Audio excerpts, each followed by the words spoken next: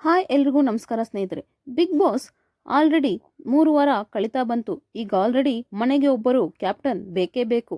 ಅದಕ್ಕಾಗಿಯೇ ಈ ವಾರ ಫುಲ್ಲು ಕ್ಯಾಪ್ಟನ್ಸಿ ಟಾಸ್ಕ್ ನಡೆಯಲಿದೆ. ಅದಕ್ಕಾಗಿಯೇ ಬಿಗ್ ಬಾಸ್ ರವರೇ ಈಗ 3 ಟೀಮ್ಗಳಾಗಿ ವಿಂಗಡಿಸಿದ್ದಾರೆ. ಬಿಗ್ ಬಾಸ್ ರವರು ಒಟ್ಟು 3 ತಂಡಗಳಾಗಿ ಮಾಡಿದ್ದಾರೆ. ಆ 3 ತಂಡಗಳು ಯಾವ್ಯಾವಂದ್ರೆ ಹಸಿರು, ಕಪ್ಪು, ಬಿಳಿ. ಹಸಿರು ತಂಡಕ್ಕೆ ರಿಷಾ ಅವರು ಕ್ಯಾಪ್ಟನ್ ಆದರೆ ಕಪ್ಪು ಬಟ್ಟೆಗೆ ರಘು ಅವರು ಕ್ಯಾಪ್ಟನ್ ಆಗಿದ್ದಾರೆ. ಹಾಗೆ ಬಿಳಿ ತಂಡಕ್ಕೆ ಸೂರಜ್ ರವರು ಕ್ಯಾಪ್ಟನ್ ಆಗಿದ್ದಾರೆ. ಈಗ ಸೂರಜ್ ರವರ ಟೀಮಲ್ಲಿ ಯಾರ್ಯಾರಿದ್ದಾರೆ ಅಂದರೆ ಸೂರಜ್, ರಕ್ಷಿತಾ, ಮಾಳು, ಅಭಿ, ರಾಶಿಕಾ ಇಷ್ಟು ಜನ ಸೂರಜ್ ರವರ ಟೀಮಲ್ಲಿದ್ದಾರೆ.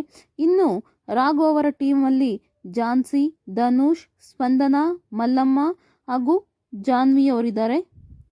ಇನ್ನು ಹಸಿರು ಟೀಮ್ ರಿಷಾ ಅವರ ಟೀಮಲ್ಲಿ ಕಾವ್ಯ, ಗಿಲ್ಲಿ, ಚಂದ್ರಪ್ರಭಾ, ಧ್ರುವಂತ್ ರವರು ಇದ್ದಾರೆ. ಈಗ ಆಲ್ರೆಡಿ ಆಟ ಕೂಡ ಸ್ಟಾರ್ಟ್ ಆಗಿದೆ. ಟಾಸ್ಕ್ ಏನೆಂದರೆ ಕಾಯಿನ್ಗಳನ್ನು ಕಲೆಕ್ಟ್ ಮಾಡೋದು. ಅಂದರೆ ಒಬ್ಬೊಬ್ರಿಗೂ ಒಂದೊಂದು ಟಾಸ್ಕ್ ಕೊಟ್ಟಿರ್ತಾರೆ. ಆ ಟಾಸ್ಕ್ಗಳಲ್ಲಿ ಯಾರು ಗೆದ್ದು ಕಾಯಿನ್ಗಳನ್ನ ಪಡ್ಕೋತಾರೋ ಆ ಟೀಮ್ ಗೆಲ್ಲುತ್ತೆ ಅಂತ. ಅಂದರೆ ಅವ್ರು ಯಾವಾಗ ಬಿಗ್ ಬಾಸ್ ರವರು ಎಲ್ಲ ಕಾಯಿನ್ ತಂದು ಎಷ್ಟೆಷ್ಟಿದೆ ಅಂತ ಕೌಂಟ್ ಮಾಡೋವರೆಗೂ ಈ ಟಾಸ್ಕ್ ನಡೀತಾನೆ ಇರುತ್ತೆ. ಈಗ ಒಟ್ಟು 4 ಟಾಸ್ಕ್ ನಡೆದಿದ್ದು ಈಗ ಎಲ್ಲರೂ ಅವರವರ ಕಾಯಿನ್ಗಳನ್ನ ಕಾಪಾಡ್ಕೊಳ್ತಿದ್ದಾರೆ. ಈಗ ಆಲ್ಮೋಸ್ಟ್ ಜಾಸ್ತಿ ಆಟಗಳನ್ನು ಗೆದ್ದು ರಾಘು ಹಾಗೂ ಸೂರಜ್ ರವರ ಟೀಮಲ್ಲಿ ಹೆಚ್ಚು ಕಾಯಿನ್ಗಳು ಇದ್ದಾವೆ. ರಾಘು ಟೀಮ್ಗಿಂತ ಈಗ ಜಾಸ್ತಿ ಕಾಯಿನ್ಸ್ ಇರೋದೇ ಸೂರಜ್ ಟೀಮಲ್ಲಿ. ಯಾಕೆಂದರೆ ಸೂರಜ್ ಹಾಗೂ ಅಭಿಯವರು ಜಾಸ್ತಿ ಕಾಯಿನ್ಸನ್ನು ಕಲೆಕ್ಟ್ ಮಾಡಿದ್ದಾರೆ. ಈಗ ಅವ್ರ ಕೆಲಸ ಏನಂದರೆ ಈಗ ಕಾಯಿನ್ಗಳನ್ನ ಕಾಪಾಡ್ಕೊಳ್ಳೋದೆ.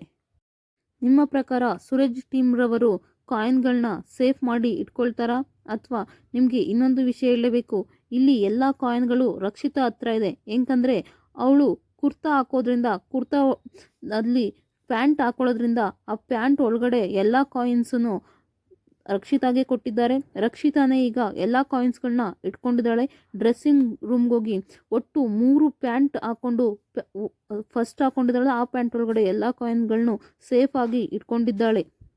ಅವಳು ಅಷ್ಟು ಈಸಿಯಾಗಿ ಮನೆ ಫುಲ್ಲು ಓಡಾಡ್ತಿದ್ರು. ಆಕೆನೇ ಯಾರು ಕೂಡ ಅಟ್ಯಾಕ್ ಮಾಡ್ತಿಲ್ಲ. ಯಾಕಂದರೆ ಸೂರಜ್, ಅಭಿ ಅವರು ಇದ್ದಾರೆ ಅಂತ. ನಿಮ್ಮ ಪ್ರಕಾರ ಯಾವ ಟೀಮ್ ಗೆಲ್ಲಬೇಕು ಅಂತ ಕಮೆಂಟ್ ಬಾಕ್ಸಲ್ಲಿ ಕಮೆಂಟ್ ಮಾಡಿ. ಪೂರ್ತಿ ವಿಡಿಯೋ ನೋಡಿದ್ದಕ್ಕಾಗಿ ಧನ್ಯವಾದಗಳು.